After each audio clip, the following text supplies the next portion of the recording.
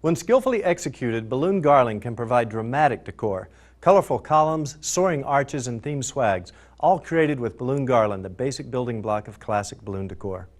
Garland makes it easy to paint the air with bold lines of color and even brings energy and movement to your decor with the power of a spiral pattern. Using simple systems, we can build balloon garland quickly and efficiently, and that means profitably. What's not to love about that? Typically, garland is built on 50-pound or heavier monofilament or fishing line. Some balloon artists prefer to use Dacron line rather than monofilament. It's stronger, more supple, and doesn't stretch. Feel free to experiment and see which feels best to you. I'm going to use Dacron line here since it's easier to see.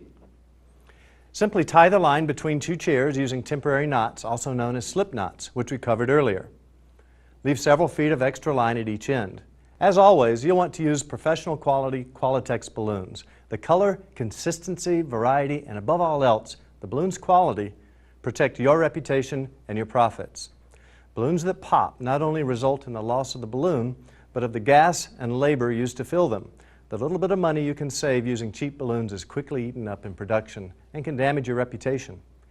Make sure to size your balloons for a professional look. Start by inflating balloons to the same size and tying them together in pairs, creating what's known as a duplet. You'll find that slightly underinflating balloons used in garland will give them a little more durability to withstand the extra handling. For instance, I like to inflate 11-inch balloons to a 9.5-inch diameter. I'm using the Conwin Jewel Sizer hooked up to my nitrogen tank. It's automatically inflating 2 balloons at a time to the same size.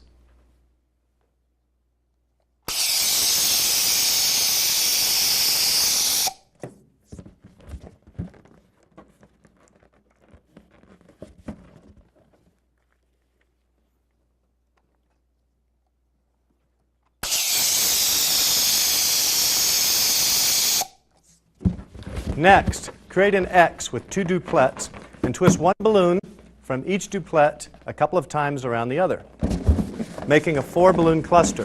The tension will hold them in place. Push a 4-balloon cluster onto the line, separating 2 of the balloons. Then twist the 2 balloons straddling the line together to lock the cluster onto the line.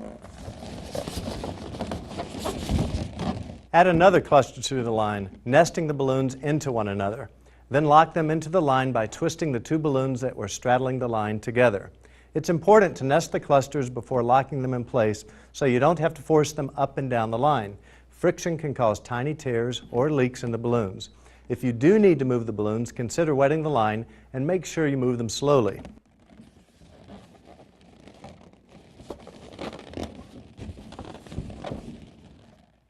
Continue adding clusters until you've reached the desired length. Release the slip knot while holding onto the line at the base of the last cluster. Then wrap the line back through the last cluster and run the line through the loop you just created, pulling it taut.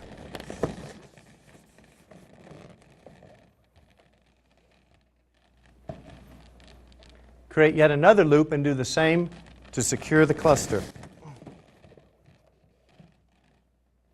You'll also want to tie off the other end. And that's a garland, the basic building block of classic balloon decor, used to create arches, swags, and columns. It's what balloon decorators most often use to decorate and organize large spaces in a dramatic way. The natural spiral that occurs in garland has incredible visual energy we can use to lead the eye. Experiment with different color combinations to create different spiral widths. Simply control the color placement as you add clusters to the line. Here we've used 2 red and 2 white to create a classic candy cane stripe with a slow spiral, while here we've created a bold, colorful look. Get creative and have fun with your garland to help you establish your theme.